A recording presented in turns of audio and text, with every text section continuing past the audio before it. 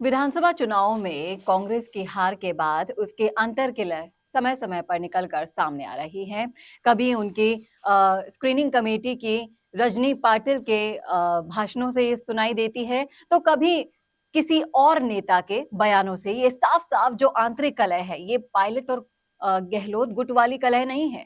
ये पूरे गुटों में, दोनों गुटों में, यानी कि पूरी की पूरी कांग्रेस में ही जो आंतरिक कलह है उसकी बातचीत हम कर रहे हैं। तो कौन है ये लोग जो अब आंतरिक कलह का खुलकर बता रहे हैं कि जी हाँ, कांग्रेस के अंदर आंतरिक कलह बुरी तरह से फैल चुकी है और आला कमान ये सब देखते हुए भी चुप बैठी है। करेंगे इसी मुद्दे पर चर्चा इस वीडियो में, इसलिए आखिर तक बने रहिएगा हमारे साथ। नमस्कार, मैं हूं चेतना शर्मा और इस मुद्दे पर बातचीत करने के लिए मेरे साथ मौजूद हैं हमारे editor in chief Varun Bhansali ji. Sir, आपका बहुत बहुत स्वागत है।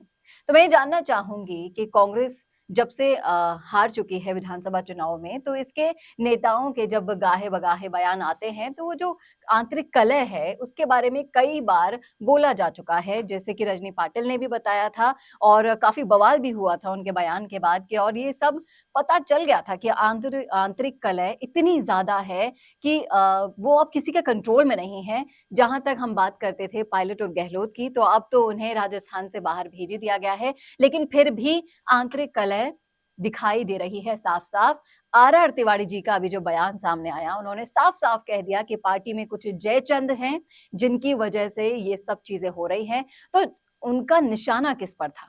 देखिए, आर तिवारी का जयचंद कहना हो या फिर हाल में बाड़मेर की जब पूरी रिव्यू की गई, रिव्यू बैठक ली गई, अभिषेक चौधरी को वहां बतौर पर्यवेक्षक भेजा गया रिव्यू करने के लिए, तो वहां पर भी कुछ ऐसी बातें उठी, डीसीसी में पूरा बवाल हुआ और कहा गया कि हमारी कांग्रेसियों ने ही कार सेवा कर दी है। तो ये कार सेवा करना, जयचंद होना और रजनी पाटिल का कहना, ये सब कुछ कांग्रेस के अंदर इतना घर कर चुका है कि अब वो बाहर निकलने का नाम ही नहीं लेता। चाहे कांग्रेस विपक्ष में हो या सत्ता पक्ष में हो, राजस्थान में हो या पूरे भारत भर में हो। भारत भर के परिप्रेक्ष्य में भी देखें तो प्रमोद कृष्णन लगातार कांग्रेस के विरोध वाले बयान देते रहते हैं, चाहे वो राम मंदिर से जुड़े हुए बयान हो या दूसरे बयान हो। इसके अलावा हमने कई सारे लोगों को कांग्रेस छोड़ते हुए भी देखा है। उसके अलावा कांग्रेस के खिलाफ गाहे-बगाहे कोई ना कोई कांग्रेसी आता ही रहता है। लेकिन जब बात करते हैं राजस्थान की, तो आप देखिए आर तिवारी जो कि जयपुर, यानी कि जो राजधानी है राजस्थान की, उस जयपुर के जिला अध्यक्ष हैं। वो जिला अध्यक्ष होते हुए उनको टिकट भी मिला था उसी विधानसभा से जिस विधानसभा से बालमुकुंदाचार्य जीते हैं। उन्होंने साफ-साफ कहा महेश जोशी को टारगेट करते हुए, वो महेश जोशी जो भ्रष्टाचार के आरोपों में सबसे ज़्यादा लीन है, वो महेश जोशी जिसको कहीं न कहीं सारी की सारी साजिशों का पूरी तरह से आरोपी माना जाता है, वो महेश जोशी जो जल संसाधन में बहुत ज़्यादा घोटाले कर चुके हैं। उनके खिलाफ उन्होंने साफ-साफ कहा कि ये कई सारे जयचंद हैं, जो कांग्रेस में ही मौजूद हैं, जिनकी वजह से हम हारे हैं। और उसके बाद का एपिसोड बाड़मेर में हुआ, जहां पर 8 में से 7 विधायक हार चुके कांग्रेस के, जो कभी न कभी कांग्रेस का गढ़ हुआ करता था, लेकिन अब कांग्रेस का नामो-निशान वहां नहीं रहा। और कहीं न कहीं इसकी वजह से वहां डीसीसी में जब बैठक हुई तो खुलेआम वीडियोस तक वायरल हुए उसके।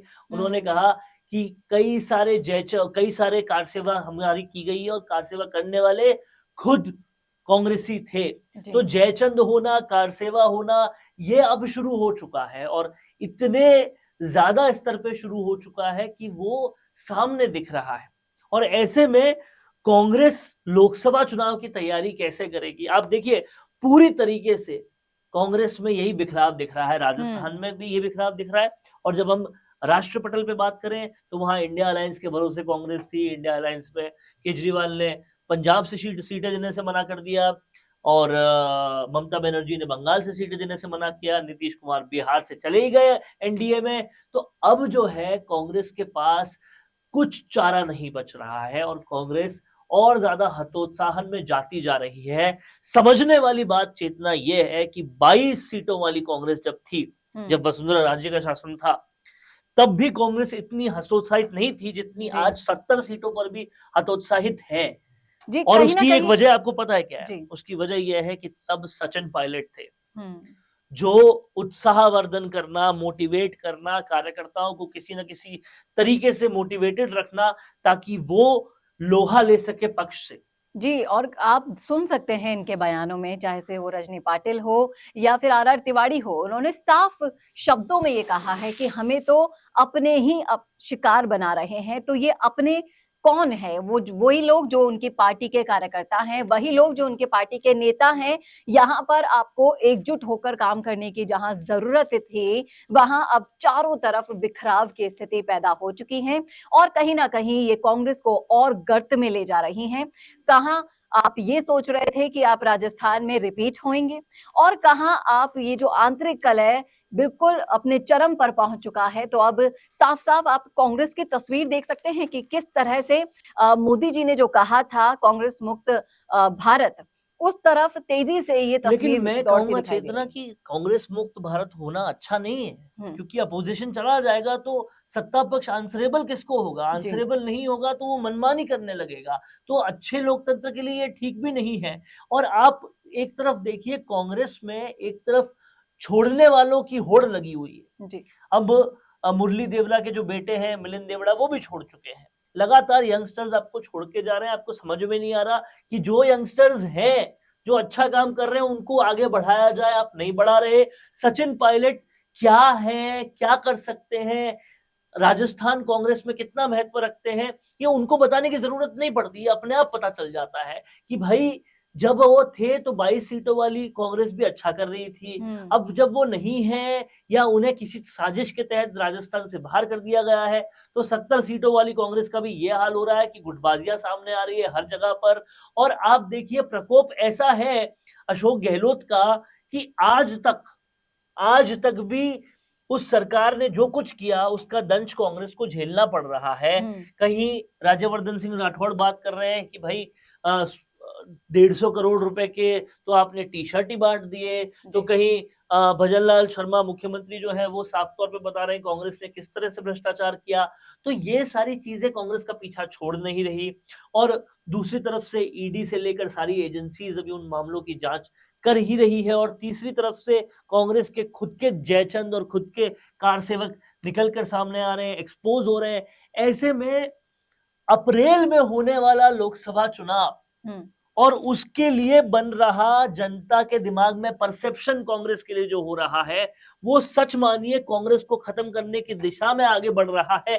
और अगर ऐसा हो गया और कांग्रेस की आलाकमान फिर भी नहीं जागी, फिर भी उन्होंने जो पॉपुलर नेता हैं, जो अच्छे नेता हैं, उनको आगे नहीं किया, हुँ, फिर भी उनका असम्मान करते रहे, तो होगा ये कि सच में जो आप कह रहे हैं, नरेंद्र मोदी जी कह रहे थे, प्रधानमंत्री जी कह रहे थे कि कांग्रेस मुक्त भारत हो जाएगा, वो बन जाएगा। जी, लेकिन ये बता दें कि वो किसी लोकतंत्र के लिए अच्छा नहीं होगा अगर ऐसा हो जाता है तो। जी। और और ये बहुत बुरी स्थिति होगी। हाँ, लोकसभा चुनाव को देखते हुए एक तरफ बीजेपी बहुत ही तेज़ी से फैसले लेते हुए, बहुत ही तेज़ी से अपने एजेंडे के जो वादे किए थे, वो पूरे करते हुए आगे बढ़ रही हैं। वहीं दूसरी तरफ आप कांग्रेस में देखेंगे तो वहीं जिन नामों की भी अगर हम चर्चा करें, कोई जो राजनीतिक गलियारों में चर्चाओं में चल रहे हैं नाम, वो भी वही पुराने नाम हैं जो चले आ रहे थे, कोई नया नाम आपको देखने को नहीं मिलेगा। ना नया फिर नाम है, ना नया काम है और ना नया कोई आयाम है। लग रहा है कि कांग्रेस ऐसा लगता है कि बहुत शिथिल हो चुकी है, आगे कुछ करना चाह ही नहीं रही। जी, और कहीं न कहीं ये आपने जैसा कहा कि लोकतंत्र के लिए तो खतरा है ही, वहीं दूसरी तरफ जनता का भी एक बहुत ही अच्छे तरह से माइंडसेट हो जाएगा और बीजेपी को अपना मिशन 25 पूरा करने में बहुत ही ज़्यादा आसानी भी ये लोग अपनी तरफ से प्रोवाइड करा रहे हैं। कहीं न कहीं जो तीसरी बार का जो ये लोकसभा चुनाव है, वो मोदी जी की तरफ उनके पलड़े में जाता हुआ दिखाई दे रहा है। यहाँ सोचने वाली बात ये है कि आपने विधानसभा सत्र देखा है, विधानसभा सत्र में टीकाराम जूली का कोई भी बयान आपको ऐसे याद नहीं ना होगा कि नेता उन्होंने दिया प्रतिपक्ष होगा। लग ही नहीं रहे टीकाराम जूली और ऐसा लग रहा है गोविंद सिंह डोटासरा ने पूरा हाईजैक कर लिया है। हुँ, लेकिन गोविंद सिंह डोटासरा जब जवाब देते हैं तो कांग्रेस की क्रेडिबिलिटी और खत्म होती है जी, क्योंकि जवाब कौन दे रहा है? जो खुद कई भ्रष्टाचारों में लिप्त है, जो खुद अपने रिश्तेदारों को आरएस बनाता है, जिसके रहते हुए पेपर लीक हुए हैं, जिसके घर में कई सारी ईडी की रेडें पड़ चुकी हैं, जो कलाम अकेडमी के भ्रष्टाचार के मामले में जिनका नाम सामने आता है, तो ऐसे टेंटेड, और जिसके लिए खुद मुख्यमंत्री बोल चुके हैं कि ये टीचर्स के ट्रांसफर में पैसे लेते हैं, गाहे बगाहे इनडायरेक्टली तो वो चीज बोल ही चुके हैं। अब ऐसे में वो हर चीज का जवाब दे रहे हैं, तो ट्रस्ट कहाँ से बनेगा, भरोसा कहाँ से बनेगा? वो भरोसा नहीं बन सकता। और बिना भरोसे के पार्टी कैसे चलेगी? क्या इन्होंने राम भरोसे छोड़ दिया है सब चीज़ें? ये बहुत सारे सवाल यहाँ पर राम भरोसे खड़े होगा होता है। तो बीजेपी जीतेगी, क्योंकि राम मंदिर उन्होंने ही बनाया है, जी, इसलिए बिल्कुल। राम भरोसे तो लग नहीं रहा। हुँ, और ये जिसके भरोसे छोड़ना चाहिए वो सचिन भरोसे भी नहीं छोड़ रहे, हुँ। तो फिर इनका कुछ नहीं हो सकता। जी, आपने बिल्कुल सही कहा। आपकी क्या राय है, आपका क्या सोचना है? क्योंकि पहले तो पायलट और गहलोत के मत्थे मढ़ दिया जाता था, आंतरिक कलह का ठीक रहा, लेकिन अब आंतरिक कलह एक-एक करके सबके मन की बाहर आ रही है और कांग्रेस की जो कलह की जो तस्वीर है, वो अब सबके सामने है। रोज़ नई आंतरिक कलह एक्सपोज़ हो रही है, फिर चाहे से वो रजनी पाटिल कर रही हों, फिर चाहे से वो आर.आर. तिवारी कर रहे हों और ये तो बस शुरुआत है, आगे और भी आएँगी और ये तस्वीर कहीं न कहीं कांग्रेस मुक्त भारत की ओर इशारा भी कर रही है। आपका क्या सोचना है? कमेंट करके बताइए कमेंट बॉक्स में। विश्लेषण कैसा लगा ये भी ज़रूर बताइएगा। इस वीडियो को ज़्यादा से ज़्यादा शेयर करना ना भूलिएगा और ऐसे ही और वीडियोज़ के लिए देखते रहिए राजस्थान संवाद। नमस्कार। अब आपको मिल सकती है लाइव चैनल में काम करते हुए पत्रकारिता की डिग्री। यूजीसी अप्रूव्ड यूनिवर्सिटी से मिलने वाली इस डिग्री के साथ आपको मिलेगा लाइव चैनल पर रिपोर्टिंग, एंकरिंग और प्रोडक्शन में काम करने का मौका। काम करने के साथ सीखना और 70% प्रैक्टिकल और 30% थ्योरी के पैटर्न से सिखाते हुए आपको एक पूरा कोर्स करवाया जाएगा। यही नहीं, यहाँ आपको इंडस्ट्री के हिसाब से ट्रेन करने के लिए आज तक सी न्यूज और कई चैनलों में काम करने वाले लोग लेक्चर्स देंगे। साथ ही परमानेंट फैकल्टीज भी इन चैनल्स और अखबारों में लंबा एक्सपीरियंस ले चुके लोग भी होंगे। इसके साथ ही टीवी, न्यूज़पेपर जैसे ट्रेडिशनल मीडिया की लाइव प्रैक्टिकल ट्रेनिंग के अलावा आपको यहाँ पर डिजिटल मीडिया और डिजिटल मार्केटिंग भी इंडस्ट्री नीड्स के हिसाब से सिखाई जाएगी। तो केवल रटना लिखना नहीं, बल्कि इंडस्ट्री जैसा टैलेंट चाहती है, उसकी प्रैक्टिकल एजुकेशन के साथ कीजिए मास कम्युनिकेशन और जर्नलिज्म या मल्टीमीडिया एंड एनिमेशन की बी.वॉक डिग्री। और प्लेसमेंट असिस्टेंट से लेकर ट्रेडिशनल और डिजिटल मीडिया की सारी इंडस्ट्री ट्रेनिंग विद इंटर्नशिप आपको मिलेगी मिशिगा इंस्टीट्यूट ऑफ मीडिया स्टडीज में।